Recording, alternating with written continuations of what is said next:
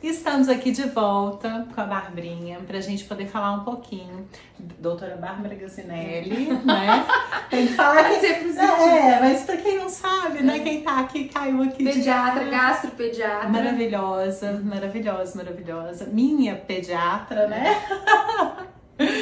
A Bárbara veio aqui falar um pouquinho também da questão da medicalização na cólica. O que tem no mercado, o que fazer, o que não fazer. A gente sabe que você é pediatra formada, né? Mas tem um monte de gente que, por ter passado pela maternidade, acha que a experiência dela vale para todo mundo. O que você acha, Bárbara? O que tem de medicação? O que é interessante? Primeira coisa, que medicação aumenta a expectativa, né? E a gente fica querendo calar, muitas vezes, uma coisa que é fisiológica. E é a primeira coisa, né, do calar o choro, assim, a primeira situação de dificuldade, mas quantas outras a criança vai ter na vida, né? Então, muitas vezes a gente precisa de acolher, de dar colinha, de tentar confortar, mas não, o silenciar não vai ser possível, tá? Enfim, tá tudo bem. É um ser humano, né? É um ser humano. E nessa fase principal, né, de 4 a 6 semanas, que é quando geralmente o bicho pega, assim, de cólica, é normal o bebê chorar 3 horas por dia. Mas enfim, então existem várias medicações no mercado ali que você vai ver na farmácia com nomes diversos e nenhuma das medicações que falam que vão combater a cólica tem evidência científica de que... Então quando a gente vai olhar Cochrane, por exemplo, que é uma base, um centro que faz estudos de base científica muito confiável. Então, esses medicamentos todos, eles já olharam várias substâncias, nenhuma delas, né, tem essa evidência. Então, eu acho que a gente tem que seguir o princípio da medicina de primo non nocere, que é primeiro, não cause danos. Então, assim, ok, não tem evidência que te faz bem. E se eu der porque eu tô no sufoco, vai fazer mal? Então, isso aí também é outra coisa que você tem que pesar nessa balança.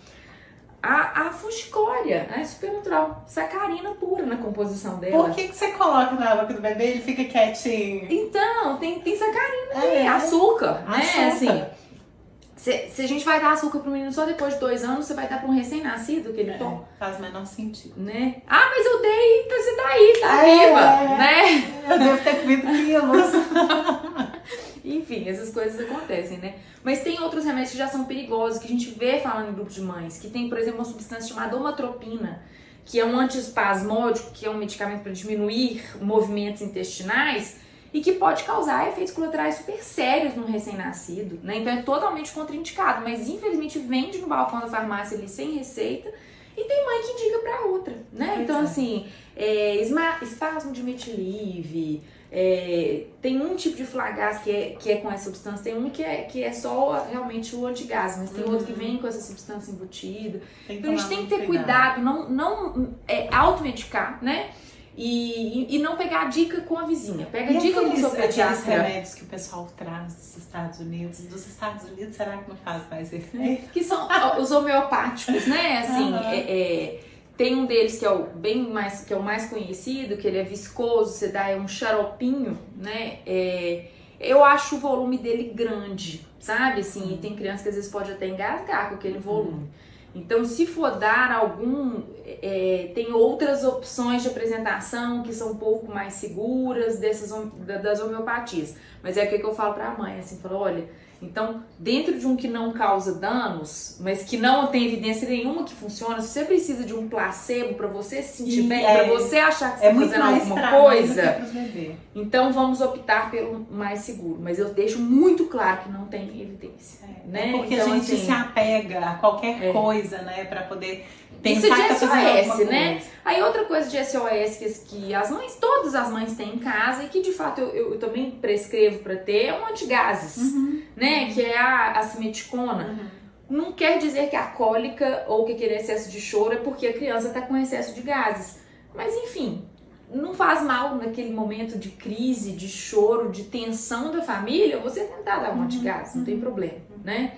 E outra coisa que também é bem difundida aí hoje em dia são os probióticos, né? Que são, tem uma cepa específica, que é do Lactobacillus reuteri, que tem sim uma evidência que pode diminuir o tempo de choro, pode diminuir, né? Porque a medida, o desfecho do estudo foi tempo de choro. Por quê? Porque cólica é choro. Não tem outra forma de você medir que isso. Nem sabe direito o que é, né?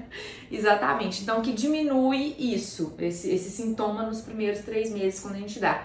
Mas lembrando, ele não é um SOS que você vai dar só naquela hora da crise. É uma coisa que você vai construindo, amadurecendo junto essa microbiota do intestino.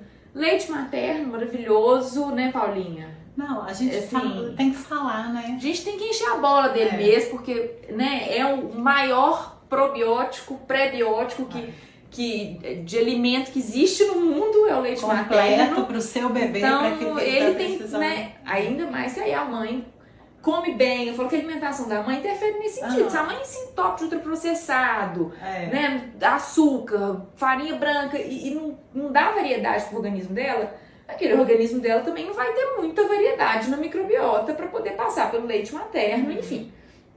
Né? Então, a alimentação da mãe de forma equilibrada, saudável e variada vai interferir positivamente, sim, nisso. Né? Maravilhosa, gente. Obrigada. É isso. Ficou mais alguma dúvida de remédio? Acho que não. Mas se vocês tiverem, vocês mandam aqui que a gente grava outro, né? Exatamente. O que não falta é pretexto pra gente encontrar. Isso aí.